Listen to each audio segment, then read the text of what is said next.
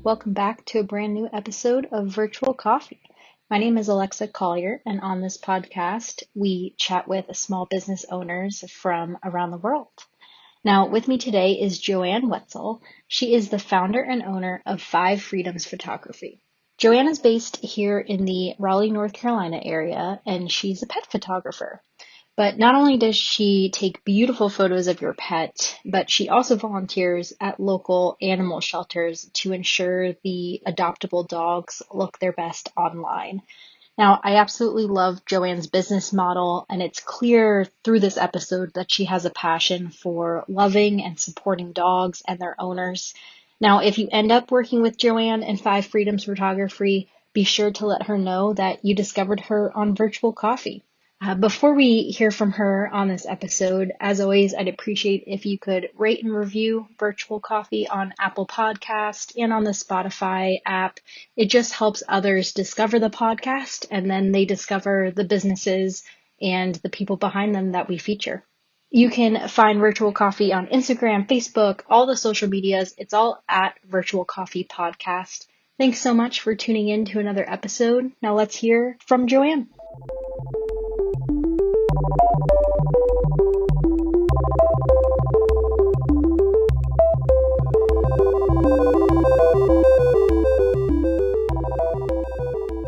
Welcome, Joanne. Thank you so much for being on Virtual Coffee. Absolutely. And I was actually just thinking, I was drinking my kombucha. I was like, I don't have coffee, but I have kombucha right now. I was like, if you get too caffeinated, I'm jazzed throughout the day. Yeah, no, it's funny. I should do an episode, or I don't know, make a comment or something that I really don't drink a lot of coffee. I'm a big tea person. But I feel like if I had named it virtual tea, that would have been a different meaning. So for sure. But yes, coffee makes definitely more sense of getting together, having a conversation. Yeah, absolutely. Yeah. So we accept all beverages here. Cool. Well, would love for you to just give, a brief intro of yourself and your business, and then we'll kind of dive into there. Just let us know what you want the audience to know about you right off the bat. Yeah, so my name is Joanne Wetzel. I'm based in Raleigh, North Carolina, and I'm a professional dog photographer, which when I say that, I get a lot of very strange responses from people because they're like, wait, what? What do you do? And I really specialize in vibrant pet portraiture for pets and their people, and then also brands. And I'm a little different than a typical photographer in that I'm also artwork based. So I do offer custom artwork to my clients. So we essentially photograph to create art versus okay, here's just a digital gallery with a bunch of images that you may or may not ever print. And so I really love creating custom artwork for my clients. And then of course, giving is a really huge piece of my business. I go to the shelter practically every week. I work with a lot of local rescues, photographing foster dogs. I donate 10% of my sales back to rescue. And then I also host a lot of fundraisers throughout the year. So philanthropy is very, very important to what I do in helping more dogs in need, specifically because North Carolina, we are the number 3 most euthanized state in the entire country, which every time I say that, it just makes me really sad. Yeah, same. And I love hearing that charitable piece that you do and bring to your business as well. I feel like that adds to your why, a bit more. Can you give us an example of when you say you turn it into art? I know it might be hard without the visuals, so folks will definitely have to go to your page while they're listening to this. But for those listening, what's an example of that? So I have a couple really good ones from recently. So I photographed a couple mini dachshunds this fall, and I had a client who was like, "Hey, we just moved into a brand new home. We don't have any artwork on the walls, and I really want to get some really fun shots of my boys, just because they love the tennis ball, they love the frisbee, they love leaping into the air and catching those things, and they're 12 pounds, they're tiny, right?" And so she was like, "I would really love some action shots." And so we actually, one of the dogs, Milo, who is the one who's bouncy, crazy, catches everything right and just in his mouth immediately, doesn't miss it any single time. And we got this really cool shot of him leaping into the air with a frisbee, catching a frisbee, and she's going to blow up and print on a metal print on her wall. And so that's a 30 by 40, I think. So that's just a piece where we design it. I can actually show it mocked up on my clients' walls. They send me a photo of their walls, and I have a software where I can actually show them either a single wall piece or multiple wall pieces. So that's an example of we sit down, we have a planning call, and we say, okay, what are our must-haves and what are our goals from the session? And then we think about, okay, and what artwork do we want from that? Do we want an album? Do we want a wall gallery? Do we want prints, a tabletop art? What does that look like for you? And then, of course, things that you're going to actually enjoy. Not every client wants an album. Not every client wants a wall piece. So, we kind of have all those conversations from the get-go so that I can just curate exactly what they want versus just a bunch of stuff that they're not really that excited about. Got it. Okay, that makes sense. So it's still very much your dog and their personality. It's just you put in that planning, you have that vision before walking into the session. Yes, absolutely. Mm-hmm. Okay, that makes sense. That's cool. I like that twist. Now, how did you get into this, right? Were you always a photographer? Did you have or do you currently also have a secondary job or primary, however you want to word that? Tell us a little bit about your backstory and how you got to where you are now with your business. Yeah, so Five Frames Photography is not my first business. I actually was a hairstylist and makeup artist for 6 years, and I burned out of that business. I just was at a point where I really needed to scale, and feel like I'd kind of grown outside of that. That industry is very superficial, and there wasn't a lot of purpose for me and really passion there. And so I was like, I've kind of grown out of this. So I found myself with a lot of free time, started volunteering at the animal shelter. And I realized like these dogs have terrible photos, like it's awful. And I'd really gotten into doing everything that I could. And I'm like, all right, well, now I need to buy a camera to help these dogs be seen.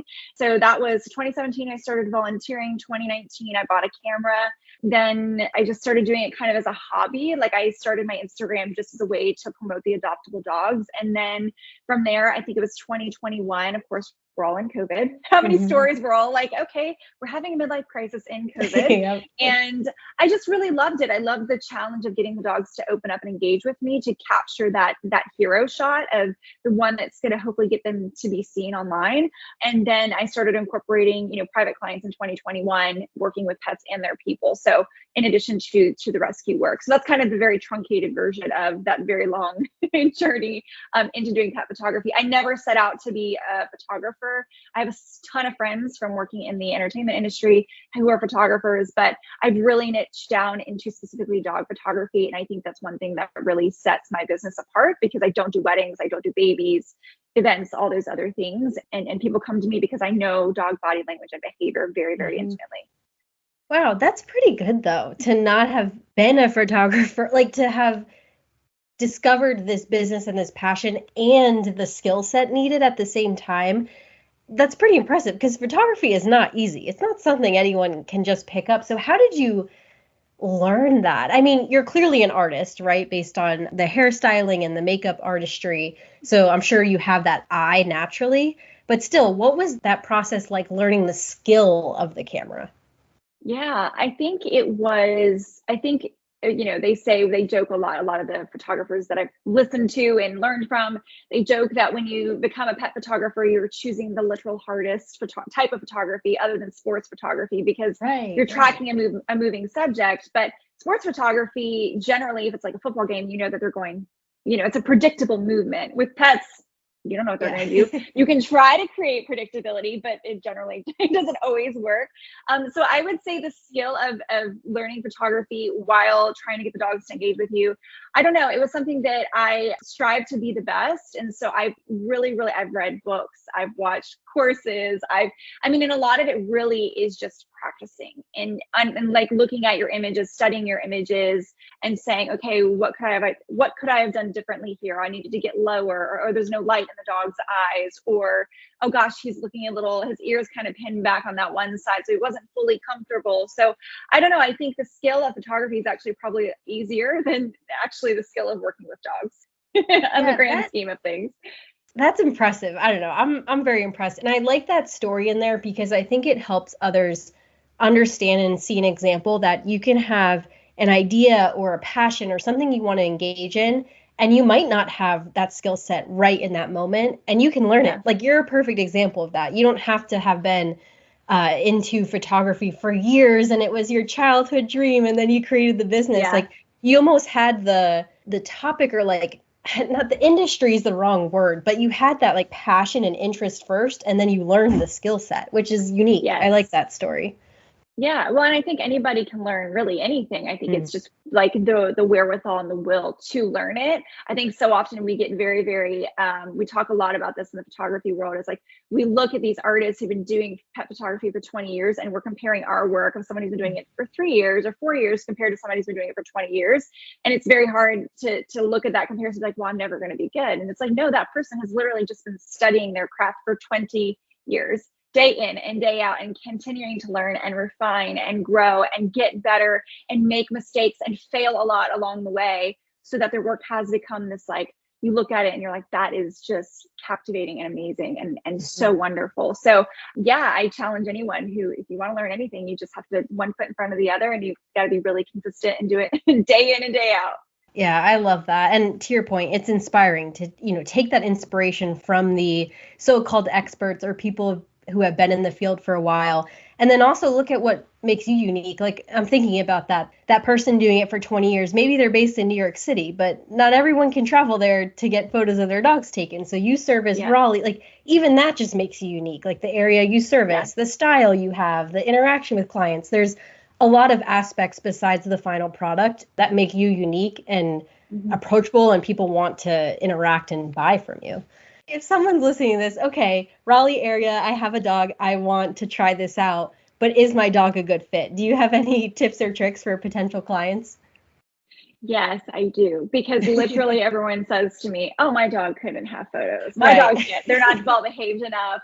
They're not well trained enough. And I always joke with people, if I can photograph crazy shelter dogs who have almost no training, manners. I mean, a lot of our dogs come to us 2 to 3 years of age, and that's right when they're in their adolescence. And so they're insane, they're like jumping and mouthing and, leaping, and they're full energy, and they've never been taught anything. So they're just, it's like a toddler who just is like, touching things they shouldn't be, like mouthing things they shouldn't be, and eating things they shouldn't, all of those different things. So I always joke, it's like, if I can photograph those dogs in a 15-minute time slot at the shelter and capture some really amazing images, your dog is going to be way easier, simply because they're pampered, they're more relaxed. They generally know a few things, sit at the very, very least. Yeah, they're just in a completely different mental state, because they are I don't want to say owned pet, but they have a guardian who cares for them. And so they don't have the same stressors that, say, a shelter dog does. Yeah. And I have different noisemakers, treats. And again, we talk about motivation. We talk about what is your dog like? What do they not like? I have some dogs that are very, very toy crazy, and that's the motivation that we use to get them to engage with the camera, or we just let them play with it, and to capture some really cool shots of them playing with the toys. So there's a lot of different ways that I approach it. If a client says, hey, my dog is super shy, well, then I'm going to calm down my energy. I'm going to shoot with a longer lens. I'm going to keep my distance. I'm going to let the dog come to me, so there's a lot of different, there's so many nuances to it. So I couldn't really cover all of those here, but those are just a couple of examples of some things that I do when I'm working with the different dogs. Those are good examples, because I was assuming you had to be up close, touching every dog, and I'm sure that helps for certain sessions. But like you said, you can do the long distance or the more active dog, like whatever that style is for that specific dog. So that's great to know. And can you do it at someone's house? Can you pick a location? Like, what is that process usually like? Yeah, so I've really honed into being more of an outdoor pet photographer. I just love dogs in nature. It's not that I'm against, studio photography or off-camera flash photography. I've learned those skills, but I just really love dogs out in nature. So I generally, most often, we're at a local park, or a really nice, maybe a nature preserve, or a state park, or the river, or the lake, or somewhere just really, really aesthetically beautiful, or a place that's meaningful to them, obviously, because then the photos are more meaningful to them. But occasionally, if I have, say, an end of life session and a dog's not doing well and they're not very mobile, or maybe it's just very stressful for them to travel, then we'll do it at the client's home. And usually in instances like that, I have the client send me some, hey, can I send me some photos of your backyard? I just want to see what the usable space is that we have, because I never want to walk into a situation where I don't know what the light looks like. I don't know, I just don't have anywhere where we can really do anything, especially say if, and this has never happened, but say if, what if they have a bunch of junk cars in their backyard or something strange where it's like, well, this isn't very aesthetically beautiful. I can crop things out and I can edit things out, but there has to be something at least to work with from the kind of a starting point, so to speak. So that's kind of how we work with locations. I didn't even think about like the end of life sessions. That's such a lovely idea, and just makes me think like, oh, I need to get my dogs photographed. So I'll probably talk to you Yeah. after this, just because they're not old by any means. They're middle aged, but still, you think like I don't have Yeah. any. We take photos, but that's just an iPhone photo. Yeah, it's nice to have that captured. So yeah, I love what you do. Kind of a random question. Do you often edit the leashes out? Like I'm thinking of my dogs, right, where we do not let them off leash outside, on walks and stuff. So are you able to edit that out? I feel like someone might have that question. Oh my gosh, that is one of my most common objections. People are like, oh my gosh, well, my dog can't be off leash like all these beautiful dogs in your portfolio. And I'm like, 99.9% of those Yeah. dogs were on the leash. Because so often for me, I'm very, I have a couple of dogs who have big feelings about other dogs approaching them off leash. Mm-hmm. And so I'm very aware during my sessions of like what's going on around me. I usually have an assistant with me, and she's also kind of paying attention to the environment. It's not that I don't trust my client's dog, or I've heard of instances where like a dog gets run up on and it's not a good situation. And so I'm very mindful of, there are very few select dogs that I work with that I'm like, okay, I feel comfortable with them being off leash. Like if your dog is a stage 5 clinger and they're like, oh, they don't leave mom's side, well, then that's probably a dog that would be fine to be off leash, because he's not leaving mom's vicinity, but I am very, like I said, very, very safety and comfort are like my number one priorities at a session. So if your dog needs to be on leash, we will keep them on leash. And if a client lets their dog off, I'm like, hey, can we just pop that leash back on just to be safe? There's a lot of other dogs around, and I don't want them to just get any weird ideas about, hey, let me go see this, I don't know, some kind of dog over there off in the distance. And so, yeah, that's a really good question. And it's one that I get quite often. So there is a Photoshop magic that happens. Yeah. Okay, perfect. Yeah. Yeah, because I was thinking that I was like, yeah, we just don't let them off, and I'd be like, oh, how would that work? But yeah, that makes sense. Wonderful. What's one of your, not the favorite, because I'm sure you can't pick, but one of the most like memorable shoots, or I don't, like a story that comes to mind when you've been taking photos of a dog that you can tell the audience? I think my end of life sessions are always super memorable. I think capturing the moments of pets and their people. And, I think having it is kind of a very intimate scenario when I'm working with a client. They've hired me to come in and photograph the bond of them and their dog. And I've never met their dog before. And their dog is kind of now leaving this earth, kind of moving out.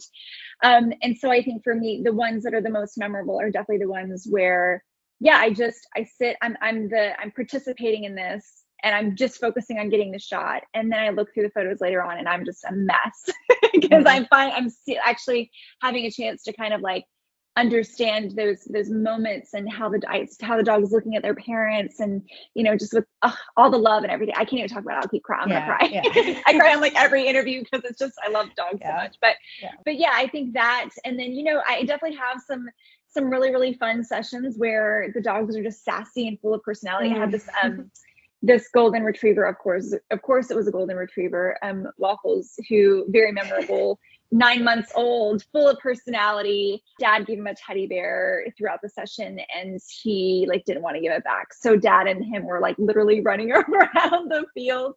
And he was chasing him to try to get it away from him so that we can, proceed through the session. And you're working with dogs, and sometimes they just do what they want to do, but we captured so many cute shots from that moment. And we were all just rolling laughing because it was just so fun and so ridiculous. So just so you know, not every dog was super well behaved, and Waffles is a perfect example of that.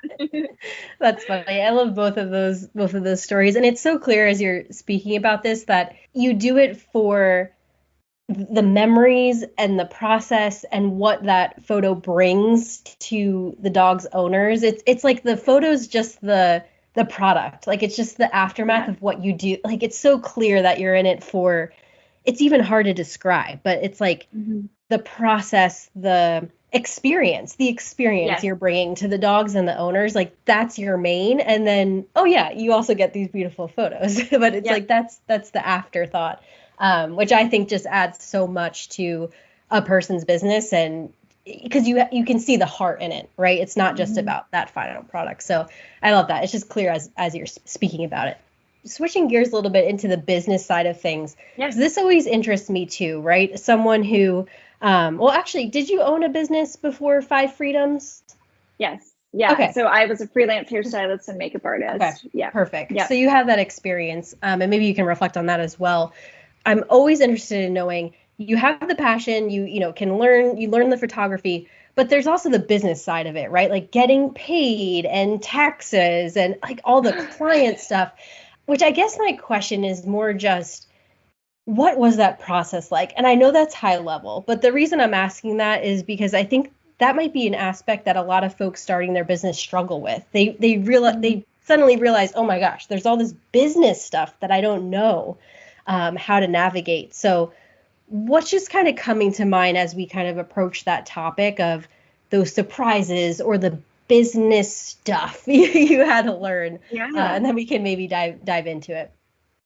Well, and I want to talk about photography specifically because I think there are a lot of people who make a lot of mistakes when it comes to starting a photography business, because especially in the state of North Carolina now, photography services and digital files are taxed as a or sales tax. So essentially, like, it is a product, even though it's not a physical product. And one of the biggest mistakes I see photographers making is that they're not charging sales tax on their services or their products or their digital products. And so, yeah, so like right there, you could get audited because you're collecting money and you're hopefully filing your business taxes.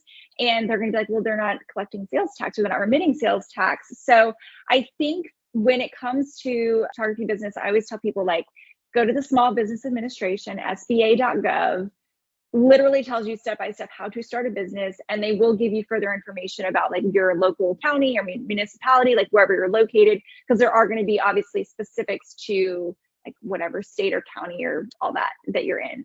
And learn as much as you can. Like, I know the business side is scary. I know numbers can be scary, but it's only scary because you don't know and because you're not familiar with it. And I feel like if we arm ourselves with a little bit of education behind it, it gets to be a little bit easier. And so there are a ton of pet photography courses out there, resources for like, here's how to build your business. Here's how to price your products. Here's, you need to be paying taxes, sales tax, and then you also need to be paying for your income taxes every year and all of those different things. And, you're not going to get it right the first time. You're going to probably make a lot of mistakes along the way, but just know that, like, you just have to put I keep saying that, one foot in front of the other, because it's not going to happen overnight. You're not going to know everything overnight. And then also building a community around yourself. There's an amazing photography mastermind that I'm a part of here in Cary, and we'll just drop in the Facebook group and be like, what do I do about this? Like, I just don't know. And it's through those moments that you actually learn, oh, I do need to charge sales tax, or, oh, I do need to remit a, oh gosh, what's the word I'm looking for? Because I sell artwork, I actually don't need to be taxed on the cost of goods that I pay for the artwork, because then I'm selling it on the other end to the client and then getting sales tax at that time. So all of those like little nuanced things that can be a little bit confusing. So definitely a community that of women or men who are a little bit further ahead of you that actually don't mind helping answer questions. And you have the internet, right? That's like fully at your disposal. So there's really no reason why we can't figure things out. And sometimes it's just either a quick Google search, ChatGPT nowadays, or just your local photography community, and being comfortable to ask those questions, because everybody was a beginner at one point, Yeah. Yeah. And I love that you combine two themes we often hear on this podcast, which is one, that step-by-step, just learning, you don't know what you don't know, and then the community aspect. But you put that unique twist on it. And I love that piece of advice in that leveraging and leaning on your community to learn what you don't know. Oftentimes we talk about those things as two separate pieces, but it just clicked for me that it's true. Like, you don't know what to research. You don't know what to ask questions about. But if you're looking to others and seeing the questions they ask, suddenly you're like, oh yeah, like that applies to me too. Let me understand that. So that's great, and encourages people to get involved in the small business community, talk to other small business owners. Like, you really can't do it alone. It's so much harder to do it alone. So that's great advice. Logistically, I know you're in the Raleigh area, but where do you service? Like, where's the maybe the perimeters of where you would go for clients? Pretty much all of Wake County. So, I have clients in Durham. I have clients all the way to Clayton. I've had clients all the way up to Wake Forest. I like kind of all of Wake County. I'm willing to travel though. Like, I just had a client reach out to me about going to Greensboro. I've done a couple sessions in Virginia, like Southern Virginia. So I'm hoping that as I grow, that will kind of kind of continue to expand out and do a little bit more of the travel photography side, but I'm not beholden just to Raleigh. Like I can service really anybody who wants to hire me to come out and photograph their dogs. So. Okay, perfect. Yes. So the audience knows if you're interested, reach out and you'll take it from sure. there. Okay, perfect.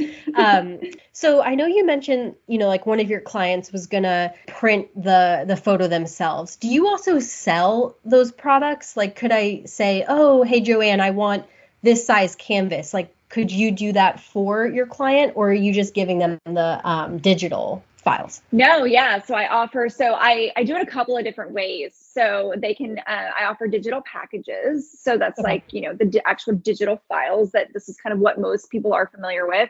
And then I also offer through, I do what we call in-person sales, but it's virtual. And so we sit down and we actually have a image reveal where we go through, I help them choose their digital files. And then again, because we've already talked about what do you want from the session? What are our goals from the session? Then I'm like, okay, well, we already know we want an album. So here's what the album looks like. Let's choose your colors. Let's go through the album design. And some of that takes a few days because I design the album, send the proof. We kind of make adjustments to it. But if they say to me, like, as we're choosing our digital files, oh, hey, I want this one. I would like on this wall. And so then we go ahead and we mock it up so they can see it live on the call. And then if they're like, oh, but I also want a gallery on this wall, I mock it up for them. And then once they decide what they want to order, I go ahead and send them the invoice. And then I will order everything that we've talked about. I receive everything here at my home office. I quality control, make sure nothing was damaged in shipping. The colors are correct. Materials are correct. Everything just looks like it's supposed to.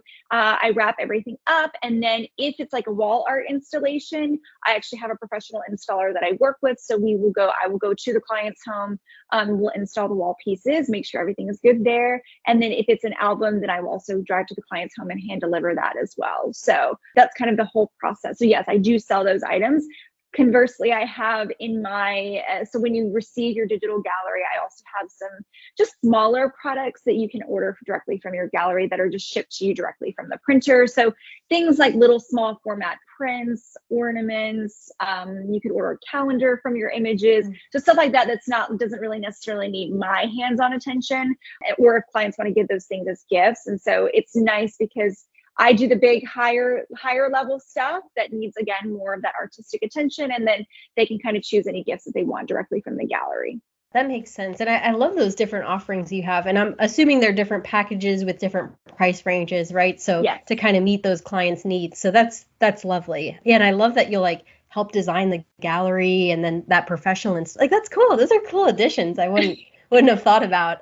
It's a lot of fun. Yeah. Well, and I think too, it's like, it's one of the distinguishing things for my business, because so often I see photographers who are like, all right, I'll just send my client a digital gallery. I never talk to them again, never hear from them again. Like my clients for me become family. Like I want to know about your dogs. I know your dog's allergies and like, what their favorite toy is and that kind of thing. I love to send little Christmas gifts to my clients, or holiday cards, or thank you cards throughout the year. And I do referral credits, and like I have a referral program. So, it's just, building that community. I don't want to just say, okay, you've hired me now, bye, I'll never talk to you again or hear from you again. That just feels very impersonal to me.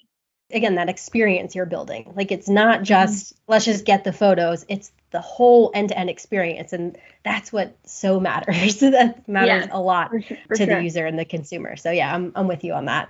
And how does another logistical question I'm asking selfishly, if someone has more than one dog, how does that work? Will you do separate, together? Is the price like a huge difference? How does that process work if you have multiple dogs? I don't have a set time limit on my session, and I don't have a set number. Obviously, if we're doing 40 people in a session, that's a little different than say like, mom and dad and, a sister or somebody, or even, I don't typically photograph kids, but I had a session recently where I had, mom and dad and then like a 7-year-old, right? And there are 3 dogs. So I don't really limit it in that way. There's no additional fee for more dogs or anything like that. We generally need a longer session time because, again, we do plan all of that out. We kind of talk about, okay, well, what is each dog like? And then we do, all the family photos, pets and people. And then I try to give each dog their kind of individual time too. Usually for a session like that, there's always one dog that's a little bit older. He's the one that's been around for a little while, Yeah. And so he's usually the focus of the session more so than some of the younger pups. And so we do a lot more of the older dog. And then, add in, a couple of the younger pups too. So again, all of my pricing is really based on like what you want to order from the session, not so much the timing of the session and or how many people and dogs are there. Okay, that's helpful. I meant to ask this earlier. So you often do include the people in your photos. Is that like usually you do have the people, and is it more like stage portrait photos, or is it more they're in the action, or a mix? Like how do the people come into play in your photos? Yeah, so when I first started doing this, I actually was like, I don't want to photograph people. Coming from doing hair and makeup, I had so many photographer friends who were like, oh my gosh, this client was so picky, or this person didn't like the way they looked or whatever. And so at first I was like, I don't want to photograph people because they're just going to be challenging and complain about with how they look and this and that. And then I realized I'm actually like taking that away from my clients of being able to offer those beautiful moments with their dog together. And so we talk about that, and we do the pet and people photos. I always get a standard family portrait. We're all smiling and looking at the camera. Okay. And that is a common one that clients love to order. But then we do some of the shots where you're just talking to your dog. You're just engaging with them. Maybe you're just walking back and forth across the camera. And so we're getting some of those intimate moments. Maybe we're playing tug.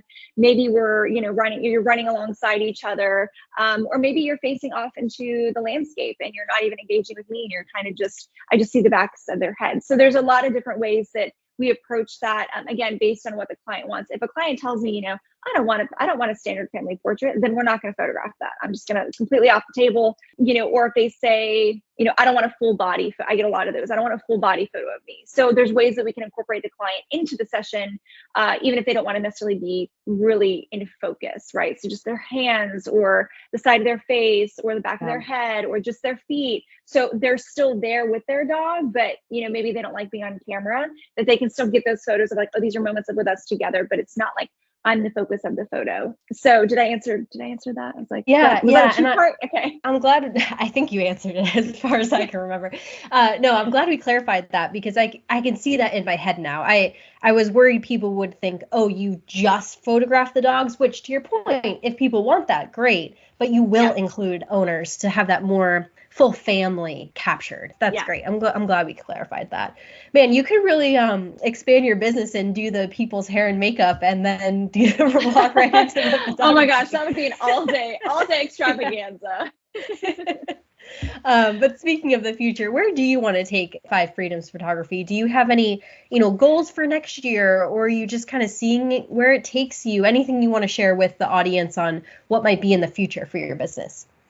Yeah, I want to definitely continue to refine, the pets and people side of things. I've been really loving doing that. And I also want to get into doing more commercial pet photography. So working with brands and businesses as well. Mainly because a lot of times the commercial photographers that are working on set with dogs don't know anything about dogs. And I find that like when I'm scrolling through shopping for my dogs online through like Chewy or Amazon, sometimes I see images where the dog is really stressed. And I'm like, okay, that clearly was not a dog savvy commercial photographer who took that photo. So I really want to get in. I love working with brands. I love creating images for content for their website, for social media, and helping them to kind of plan that. Because a lot of, again, when you're a small business, you're trying to do all the things. And it's my goal as a photographer, like I can kind of see into the business and I'm like, okay, well, we need a shot of this, we need this, we need this, we need this, and kind of creating that shot list for them of things that they can utilize in their business, the images that they can utilize. So that's kind of one of my goals for next year, definitely getting into working with more businesses. I'm always learning. I'm always like taking an editing class or a lighting class or just, something new that could help me kind of sharpen my skills a little bit more. So I think those are my two main, but I also like to just kind of see where it takes me. No, I get that. And I love the idea of expanding into more of those brands. And to your point, you clearly have the passion for the dogs, and that's what makes the difference. Like you're not just capturing like whatever's in front of you. Like you can kind of speak, I don't know, their language and get the right moment. So that adds that kind of extra sparkle to your business and and your photos. And I think it's clear when you look at your page that's there. Like you get them, you get what they want captured. And I love that. And yeah, I'm excited to see where you take the business and what might happen in 2025. Any other advice you'd want to share with other small business owners? I know you gave a lot of advice throughout this episode, but any kind of lingering thoughts on any type of, business owner who might be listening to this and think, yeah, I want to keep growing my business, or I want to start a business. Any top of mind advice there? Yes. I was like, yes, this is the thing I wanted to share. I think I've had to become really good at protecting my energy, because when you're a business owner, you only have so much time in the day. You can only commit to so many different things. And you realize very quickly when you're moving in a certain direction with your business and kind of the dreams and the visions and the goals that you have, that you can't do everything. So you learn very quickly of like, oh, this is not for me, and saying no to the opportunities that don't fit and don't serve the ultimate goals of the business. And really just like protecting your energy of, okay, I can't take this on right now, or is it something that I'm going to be capable to give 110% to? Is this going to serve the greater goals of my business? All of those things, but also protecting your energy from like your personal side of things, right? So there's a lot of ways that like I wear a lot of the same things all the time because I don't have to, I get decision fatigue. So I'm like, I'm going to wear my sweatshirts, my jeans. That's what I'm going to wear every day. It's one less thing that I have to think about and worry about. I literally will meal plan and like do my weekly grocery shop on Sunday, which is today. Mm-hmm. And all of those little things is just really protect my energy, so I have the energy to build my business versus all of these other little things that we get distracted by and throughout our days, social media and all the media and the marketing and the advertising. And it's like, protect your energy, because in order to be a business owner, a successful business owner, you have to have a lot of energy to build a business and to create something sustainable and being consistent. So that is something that I've learned. It's taken me a long time to learn it. And I share that with everybody. I'm like, listen, if there's a friendship that's not serving you, or a professional relationship, whatever it is, like you might need to reconsider that, because it is impacting your day to day. I think that's good advice for anyone. Like, yes, of course, small business owner, because you said, they have to have the energy. But if you're a parent, if you have a 9-to-5 job, like any person, it's a great refresher for me too, because even I was just thinking this past week of like, there's so many hobbies I want to try. Like, I know my husband's a big gamer, but I know I would love gaming. But I'm like, there's just so many other things in my priority list. And I think it's understanding that, to your point, it's like deciding intentionally where you want to put your energy and accepting that you won't be able to do everything. Like you can't experience everything in the world. You can't experience everything you want to do for your business, at least not all at once, right? I just think that relates to both business life, personal life, really any person who's at any point in their life can use that refresher. I love that advice, because I don't know, I think just in today's world, it's just such a consume, mm-hmm. do, like everything has to be fast. And it just sometimes, at least for me, it gets caught up with me of like, but there's so much to do. Like, even there's so many books to read. How am I going to read out? And I won't read I saw you just met your like reading goal for the year. And I actually just talked to my friends a couple of weeks ago, and I was like, oh, I've only read 20 books this year. Mm-hmm. And like my one friend was like, I read 60. And I'm like, mm-hmm. Okay, well, my goal was 30. So I'm 230. So it is. I mean, you're so right. And I think, again, there's so much to consume. And I think it keeps us so distracted from the things in our lives, whether it's business or otherwise, that like we want to actually be doing and participating in, and enjoying. And it's just all that mental clutter too, just takes away from like listening to your internal voice and intuition of like, where do I want to go? What do I want to do next year? Who do I want to be? What do I want to work on? All of those different things. Yep, exactly. And it's exactly about protecting your energy. Like you said, like, you read 20 books, not 30, but you built and continue to run a whole pet photography business. Like, like you've done things that other people have, like, it's just, it's hard not to compare, but we really have to try to not. And to your original point earlier in the episode, rather take inspo from others and then combine that with protecting your energy, I think is a good mindset to try to embrace as best as we can. Yeah, I love it. Yeah.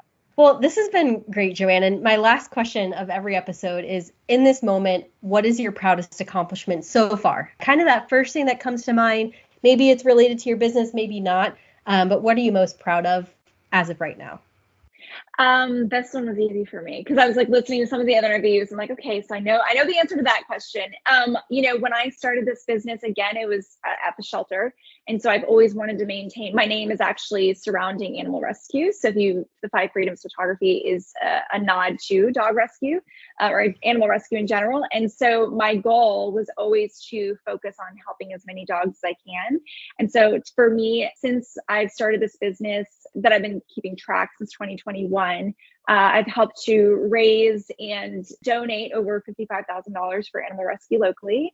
And I've photographed, I mean, I probably lost count at this point, but over 700 rescue dogs. Wow. So, wow. Just the rescue dogs. Wow. And that's not, and that's not like something to like, I'm not boasting about that. It's genuinely like, I wonder how many dogs I was able to help just through the photos, to be seen in a photograph, and how it captivated their owner to say, that's my dog. You know what I mean? And then making space for another dog in need. So that's what I'm really, really proud of, really excited about. And I'm going to continue to do that work even bigger in 2025. Yeah, no, that's awesome. Thank you for sharing that. And that's so true. Like that is so needed for those dogs to like exactly what you said, to capture their personality, what they look like, so that someone can just visualize it better. Because we all, if you have a dog and have adopted a dog, like those pictures, you're like, I think, I don't know. So to have you capture them, I think is a wonderful service to the dog and the shelter and the rescue. So that's really admirable. And yeah, thank you for all that you do. And thank you for being on the podcast. You're welcome back anytime for updates. I always love doing second episodes because we can like get into the nitty gritty a little bit more. But thank you so much for being on now. And where can people find you and Five Freedoms? So shout out, social media's website, shout everything out. Yeah. So my website is 5freedomsphotography.com, and that's 5 FIVE and then freedoms with an S, because often people forget the S. And really on social media, I'm at 5 Freedoms Photography. I'm on all the things: TikTok, YouTube, Pinterest, Instagram, Facebook. Not as active on all of those platforms, but I do have, like, say on YouTube, I have a lot of free videos about how to photograph pets and how to work with dogs and that kind of thing. So if that's something you're into and you want to learn a little bit more about working with your dog, and then I'm really, really active on Instagram. That's just the place that I started there before TikTok got really big, and I was like, you know what, I'm just going to stay in my lane on Instagram. So that's where I'm at. I hang out, do a lot on stories. And so, yeah, come hang out and see lots of cute dog photos. Nice. That's awesome. Yeah, we'll have to have a second episode all on social media. Like that is a whole other topic. I'd love to learn. You need to have like a round table discussion with like different business owners. That'd be cool. Yes, I'd love that. Yeah, that's a cool idea. But thank you, Joanne, for coming on Virtual Coffee, and everyone check out Joanne and Five Freedoms Photography.